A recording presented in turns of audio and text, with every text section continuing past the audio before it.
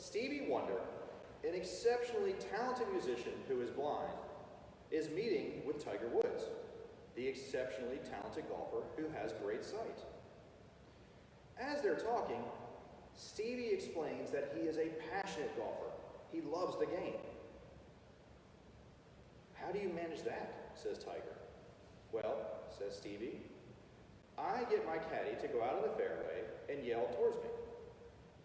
I just then follow the sound of his voice." "Interesting," says Tiger. Kind of pauses. "What's your handicap?"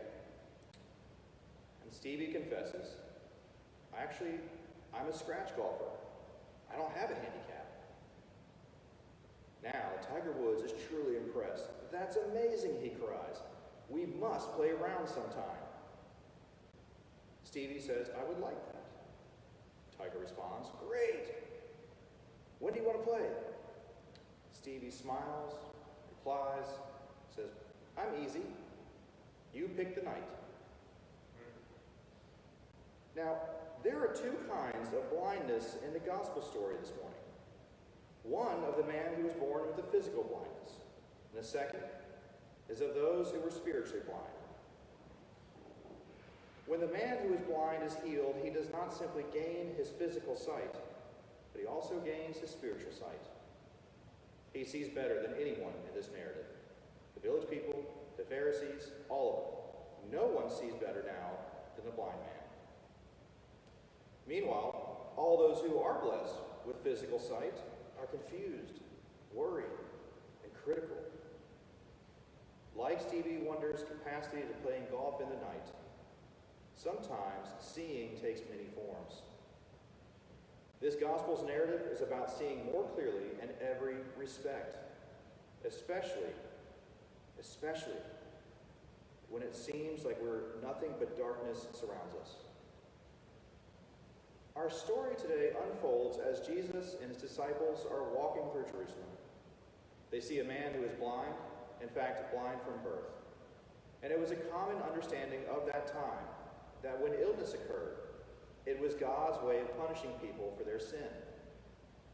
So we shouldn't be surprised to hear that Jesus' disciples say, "Who sinned, this man or his parents, that he was born blind?" For them, surely somewhere in the orbit of that man's life had created sin to cause his blindness. But Jesus immediately clears this up for us by saying that this has nothing to do with the sin in this man's life or his parents. Essentially, he gets rid of the notion that bad things only happen to bad people. God's not punishing them. God is not angry with them. It's the other way around. Every day, God shows God's blessing and God's love, and he pours that blessing and that love out to all of God's children. This lesson tells us that the spiritual blindness is far worse than physical blindness. Jesus has quickly healed the man's physical blindness, but the spiritual blindness is the really tough one. Spiritual blindness resists healing, and it's up to us to open ourselves up to that very healing. My favorite part of this entire gospel this morning is the very real dialogue between the man and the villagers, then the man and the Pharisees. The man who had been blind was trying to tell the Pharisees what they were having a hard time seeing. I mean, you can almost see the look on the Pharisees' face. They're dumbfounded and scratching their heads. It's easy to picture. They had undeniable proof that someone so real and something so real had happened, and yet they couldn't believe it. Surely a miracle doesn't just happen, not without things going exactly as they assume it would. Because they are challenged to their very core in everything they have come to believe about the way things should be, they do what any of us might do in this situation. They cling to the only thing that they know of the law and reject the possibility that they might be wrong or that things have changed. They repeatedly ask the man over and over to explain his story, and you can hear the frustration in the man's voice. "I have told you everything that has happened. Why can you not hear it when I tell it again? And he does, and they still can't accept it. They want to know who healed him, and they want to know what the man believes about Jesus. They believe Jesus cannot possibly be from God because, and here's the hitch, he broke the religious law and healed on the Sabbath. Oops. Surely a man of God wouldn't break the law of Sabbath. Now sadly, they seem to miss the point that the man's healing is the miracle. A miracle that has never been heard of anywhere in their time. And for some reason, that miracle doesn't seem to matter to them at all. This is one of the many instances in the Bible where Jesus broke man-made rules to do the work of God. And this is not the only instance when Jesus does something so profound, so real, that people cannot make sense of what they're seeing and hearing. Think about the days of his resurrection, when we hear in the Gospels how the followers of Jesus are so confused by the resurrection that they keep asking for all kinds of proof and explanation over and over. They just want somebody to explain to them what they've seen, even though they're having a hard time seeing it for themselves. But a point of today's gospel story is the challenges created by spiritual blindness. The spiritual blindness of the Pharisees, as well as the spiritual blindness in each of us.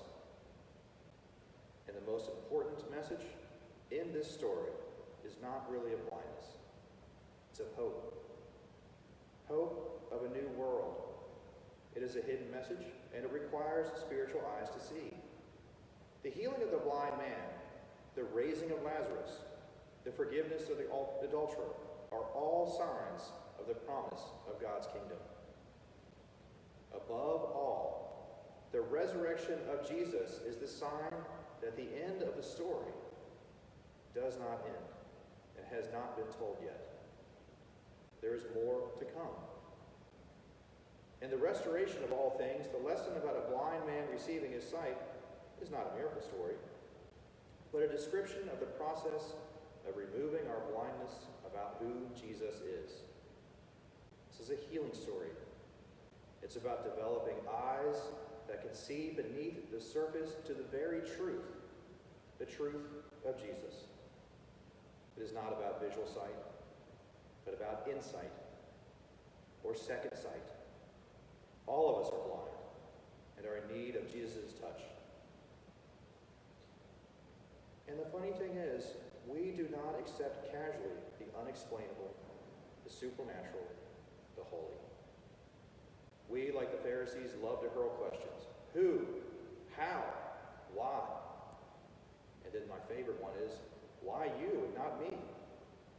If we allow ourselves to lose focus of the healing event, we can find ourselves in spiritual chaos.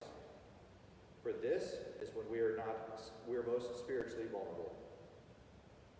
It's all too easy to remain blind to the reality of God at work in our world, today and always, but especially with the current events in battle with the coronavirus. It is easy to hear arguments crop up, like there is no God, or bad things only happen to bad people. But as Jesus said, the blind man happens to be here so that God can be seen in the world. Perhaps, just maybe, we are a little blind to what God is doing in this world as a response to this current crisis. Maybe we are overly blinded by our need to point fingers, blame others, be mad, be self-righteous. And yet, despite the fear, the anxiety, the uncertainty, our God continues to work in very profound ways. You don't need to look very far to have your eyes open to some of the compassion and community that is emerging as we struggle with the need for social distancing. Whole neighborhoods are finding ways to support their neighbors. In my own neighborhood, people who are normally strangers are now finding creative solutions to get to know one another for the sake of helping each other. And my neighborhood is not unique. is not the only one doing this. Now, I am not saying, or even implying for 1 second, that we should dismiss the seriousness of this situation, or downplay the deaths and those affected by the crisis. To dismiss any of that would not only be naive, be cruel.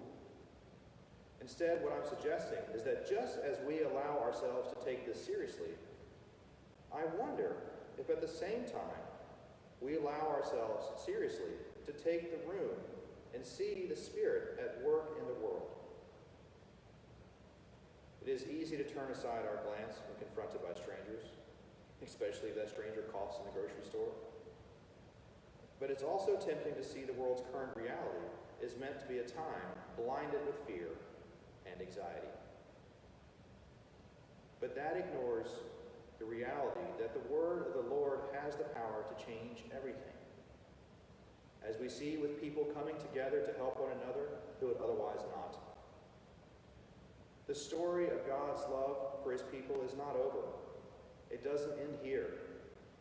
We are as much a part of that story as the man born blind in today's gospel.